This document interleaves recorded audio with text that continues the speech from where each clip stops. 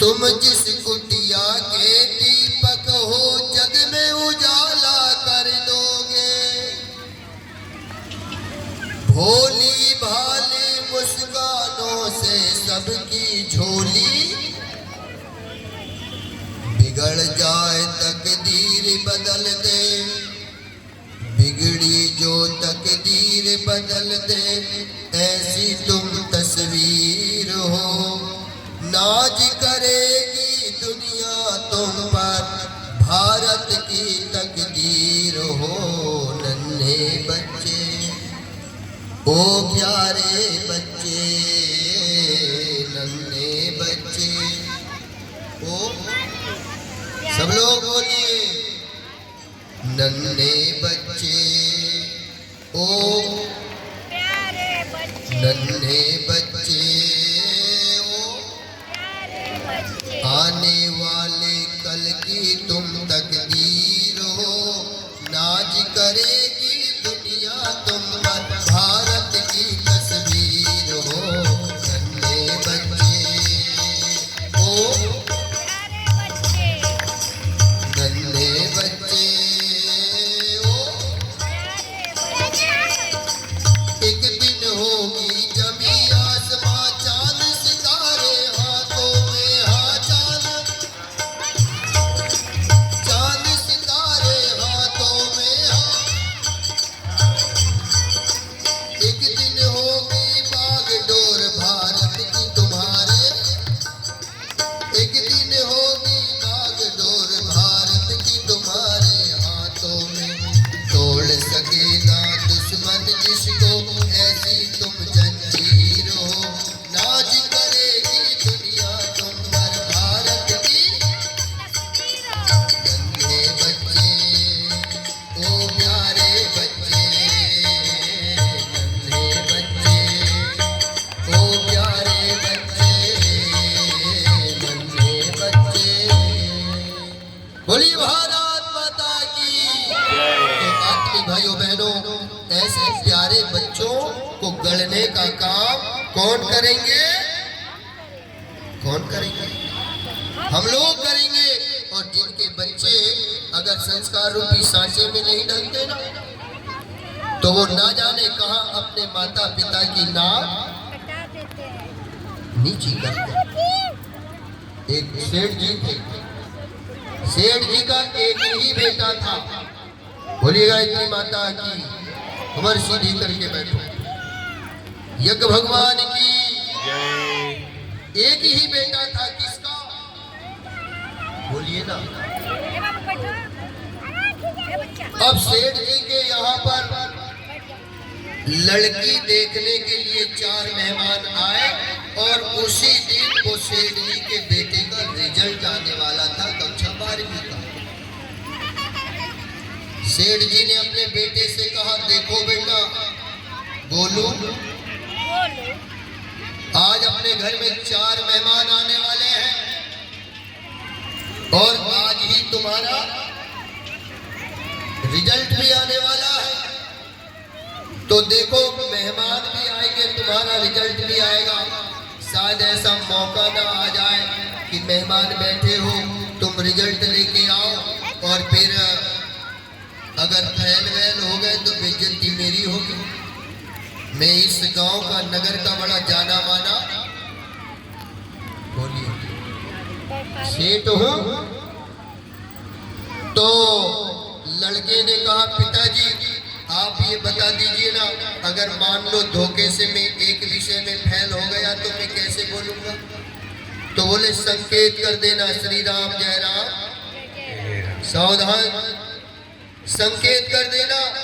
बोले अगर मेरे बेटे एक विषय में फेल हो गया ना तो तू बोल देना रामचंद्र भगवान की। मैं समझ जाऊंगा मेरा बेटा एक विषय में। और बोले पिताजी अगर 2 विषय में हो गया तो बोले फिर ये बोल देना सियावर रामचंद्र की। मैं समझ जाऊंगा मेरा बेटा 2 विषय में फेल है। 2 विषय में। और बोले पिताजी अगर 3 विषय में हो गया तो मेरे बेटे फिर तू ये बोल देना, ब्रह्मा विष्णु महेश की जय। बोले धन्यवाद धन्यवाद। और बेटा रिजल्ट लाने गया, रिजल्ट लेकर के घर आया और इधर से मेहमान भी आए। बड़े बड़े सोफा सेट में मेहमान लोग बैठे हैं और पिताजी ने, सेठ जी ने कहा, देखो देखो देखो मेरा बेटा आज 12वीं क्लास का रिजल्ट लेकर के आया है। ये कभी 95% से नीचे नहीं आता, आज इसका इतना शानदार रिजल्ट आया होगा। आओ आओ बेटा गोलू, आओ, ये मेहमान अपने घर में आए हुए हैं, बताओ बेटा तुम्हारा रिजल्ट कैसे रहा। तो पिताजी को देख करके गोलू ने कहा, पिताजी रिजल्ट तो इतना बढ़िया रहा। गोलू ने अपने पिताजी से कहा, पिताजी ने कहा बताओ बताओ बेटा रिजल्ट कैसे रहा। तो गोलू ने कहा, पिताजी साचे दरबार की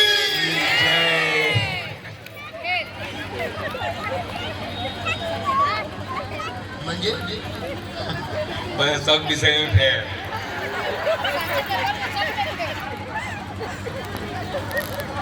ना जाने ये बच्चे कहाँ माता पिता की नाम नीची करा दे। आत्मी भाइयों बहनों, इसलिए कुछ दो या ना दो, संपत्ति दो या ना दो, पर संस्कार से विहीन अपने बेटा बेटियों को कदापि नहीं रखना चाहिए। हमारे घर में बेटा बेटी का जब जन्म हो जाता है ना, तो उनका नामकरण संस्कार किया जाता है। नाम कराने कर अवसर जानी, भोली भोग पठाए मुनि ज्ञानी। नामकरण किया जाता है और नाम बढ़िया होना चाहिए। नाम कैसे होना चाहिए? बढ़िया होना चाहिए, अच्छे नाम होना चाहिए, क्योंकि नाम के विषय में कहा गया है माताओं, जथा नाम तथा गुण। जैसा जिसका नाम होता है वैसे उसके अंदर में गुण आया करते हैं। नाम बढ़िया होना चाहिए। अपने घर में बेटे का जन्म होता है तो बढ़िया से बढ़िया नाम रखिए। ये आप लोगों के ऊपर डिपेंड करता है कि हम अपने बेटे को क्या बनाना चाहते हैं। माताओं, आपके अंदर में वो सामर्थ्य है, वो शक्ति है। आप चाहो तो अपने बेटे को कृष्ण बना दो और आप चाहो तो अपने बेटे को कंस बना दो, ये आपके ऊपर डिपेंड है। आप चाहो तो अपने बेटे को राम बना दो और आप चाहो तो अपने बेटे को, क्यों नहीं बोल रहे, रावण बना दो। ये आपके ऊपर डिपेंड करता है। जथा नाम तथा गुण, जैसा जिसका नाम होता है वैसे उनके अंदर में गुण आया करते हैं। हमारे आज के भाइयों के नाम देखो जरा, यहाँ पर इतने सारे भाई लोग बैठे हैं।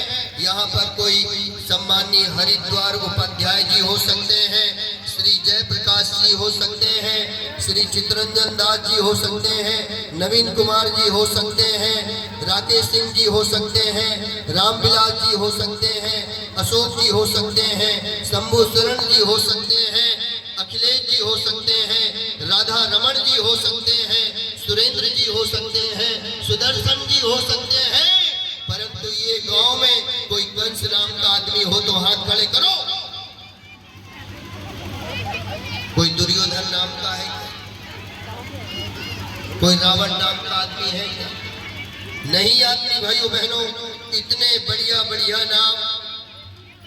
एक नाम तो बड़ा अद्भुत है, यहाँ पर हमने सुना भगवान सिंह जी भाई साहब है क्या यहाँ? बोली गायत्री माता की जय। तो बच्चों के बेटों के बढ़िया नाम रखो।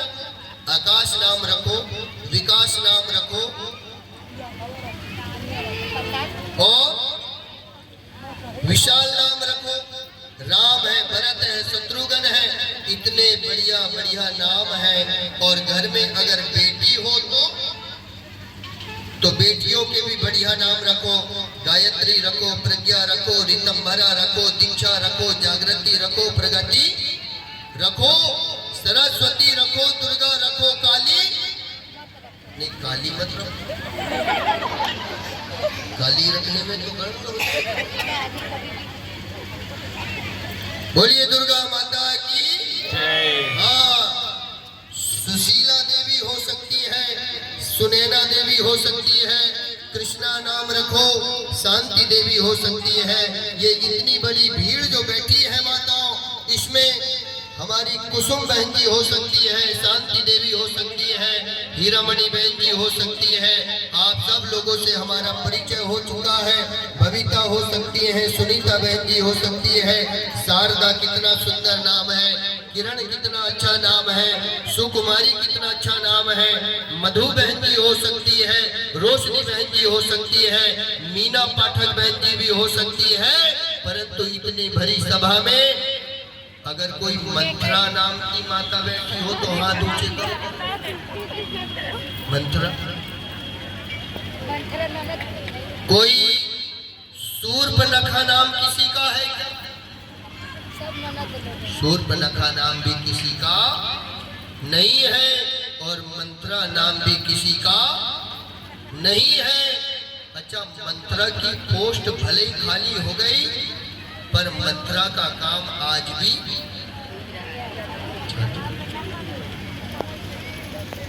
और हर गांव-गांव में मंत्रा का काम चालू और अपने विक्रमगंज में भी मंत्राएं बोलो है क्या नहीं?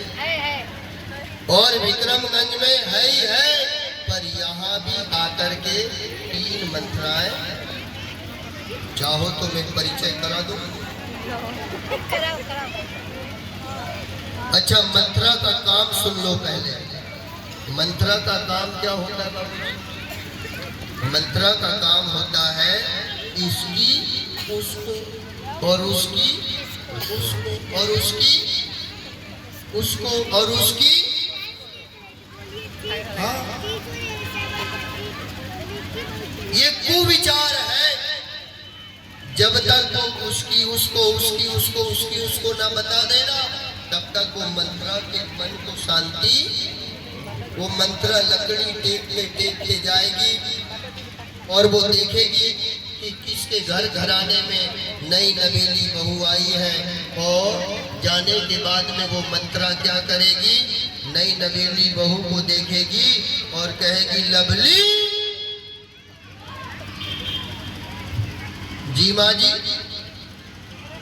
क्या कर रही बेटी? उनने कहा, बर्तन मांज रही हूं। अरे बाप रे, इतने बड़े घर घराने की बेटी जे विक्रमगंज में आकर के और बर्तन मांज रही है। तेरी सास और तेरी जेठानी तो तेरे ही दहेज में आई वाली रंगीन टीवी लगा दी मंत्रा ने अंगार। वो मंत्रा की पोस्ट खाली हो गई, पर मंत्राएं आज भी। तो हाथ उठा के बताइए जरा, कौन कौन मंत्राएं बैठी हैं? 1 2 3, बहुत अच्छी।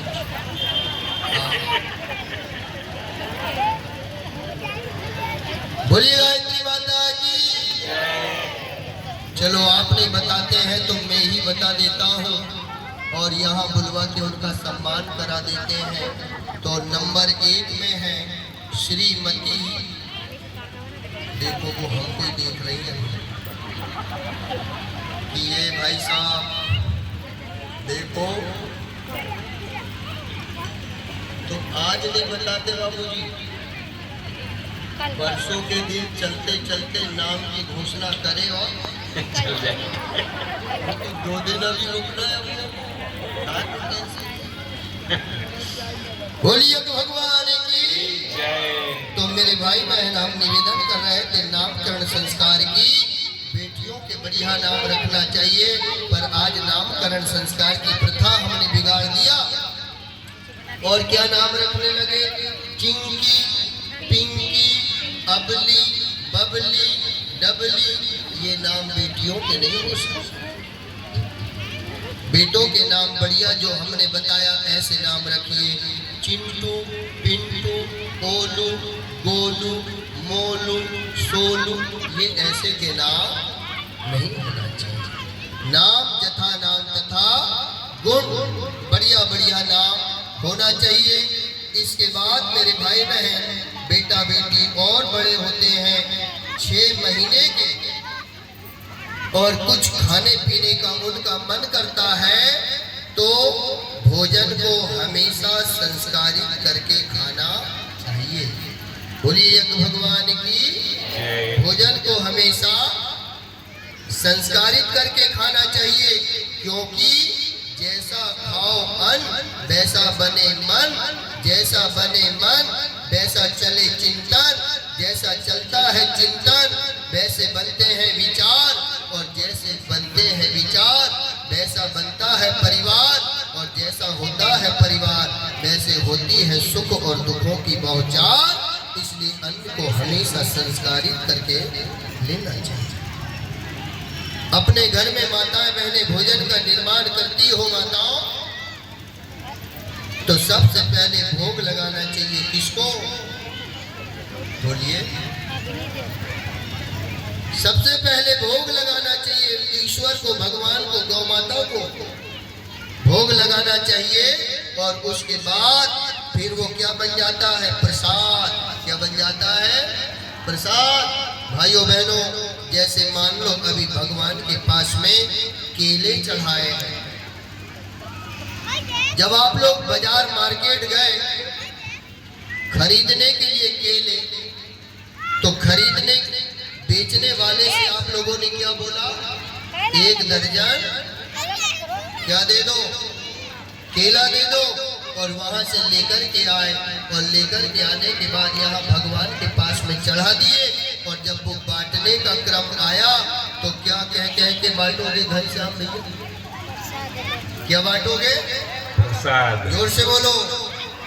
प्रसाद कैसे बन गया प्रसाद? क्योंकि वो भगवान के पास आया।